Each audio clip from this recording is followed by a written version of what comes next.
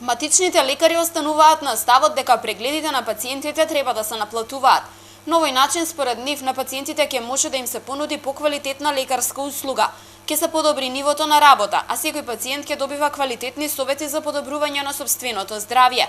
Председателката на Сдруженијето на приватни лекари вели дека барањето и понатаму ќе го потенцираат пред надлежните. Ние ќе си продолжиме со нашите барања, се со една единствена цел да прегледот биде поквалитетен, да имаме доволно време да му посветиме на нашиот пациент, да имаме доволно време да ги промениме животните навики на нашите пациенти, лошите животни навики како што се пушењето, значи лошиот начин на исхрана, така да сметам дека тоа како барање нормално си останува и понатака и ние како здружение ќе си продолжиме во однос на нашите активности, нашата партнерска соработка со фондот во однос на како крајна цел да биде подобрување на нашето здравство, задоволни доктори, задоволни пациенти. Пред неколку дена надлежните донесоа одлука за зголемување на капитациониот бод за матичните лекари.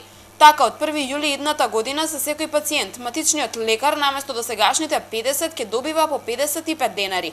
Матичните лекари ја поздравија ваквата одлука со која сметаат дека значително ќе се подобри работата на приватните ординации. Се дава поддршка за примарното здравство, кое што секогаш ги поддржало реформите на Фондот за здравство на Република Македонија и на Министерството за здравство, и со тоа приватните доктори ќе можат да го држат чекорот на сите реформи, за обноват апарати, да можат да ги покачат платите и да можат да ги издржат сите давачки кои што се од страна на државата. За 5 денари поголема капитација ќе добијат и приватните стоматолози. Од 1 јануари за секој пациент наместо досегашните 35 ќе добиваат по 40 денари.